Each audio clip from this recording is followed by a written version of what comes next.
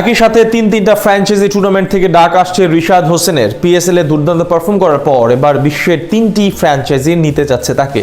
বিশ্বমহলে রীতিমতো কাড়াকাড়ি শুরু হয়েছে টাইগার লেগ স্পিনারকে নিয়ে।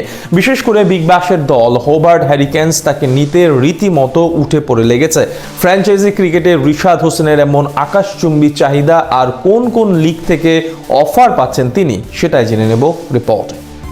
এক ঋষাদ বন্দনায় মেতে উঠেছে বিশ্ব ক্রিকেট। অল্প দিনে বল হাতে নিজের ভেলকি দেখিয়ে এখন সবার চাহিদার শীর্ষে উঠে পড়েছেন তিনি।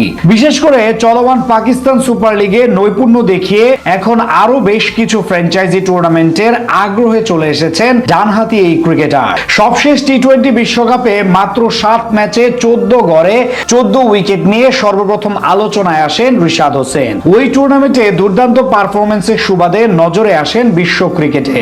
এর কয়েকদিন পর কানাডায় আয়োজিত গ্লোবাল টি-20 লিগে ডাক পান এই স্পিনার, কিন্তু ভিসা জটিলতার কারণে যেতে পারেননি গন্তব্যে।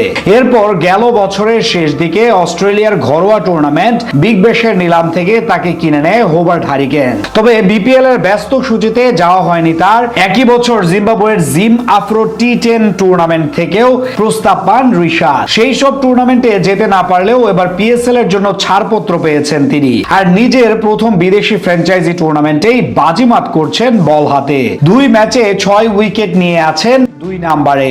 এমন পারফরমেন্স দেখে গ্লোবাল সুপার লিগের জন্য বিগ ব্যাশের দল হোবার্ট হ্যারিকেন্স তাকে পেতে চাচ্ছে যে কোনো মূল্যে। কিন্তু নতুন খবর, এবার আরো 2টি টুর্নামেন্ট থেকে অফার আসতে পারে তার কাছে। সেগুলো হলো ক্যারিবীয় প্রিমিয়ার লিগ বা সিপিএল এবং কানাডার টি-20 লিগ, যেখান থেকে গতবার দল পেয়েছিলেন। বল হাতে বর্তমানে টি-20 ফরম্যাটে দুনিয়ার অন্যতম সেরা বোলার তিনি।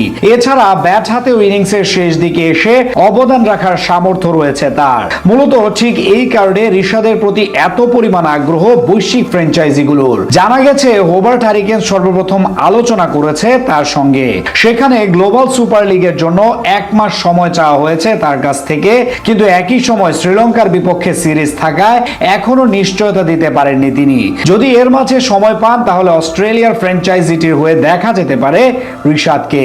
এছাড়া আসছে ক্যারিবীয় সুপার লিগেও রিশাদের প্রতি চাহিদা আছে দলগুলোর। যদি বিসিবি থেকে ছাড়পত্র পান তাহলে প্রথমবারের মতো সিপিএল এর কোন একটি দলের হয়ে খেলতে পারেন এই স্পিনার। সব মিলিয়ে আইপিএল বাদে এখন পর্যন্ত বিশ্বের অধিকাংশ টুর্নামেন্ট থেকে প্রস্তাব এসেছে রিশাদের জন্য।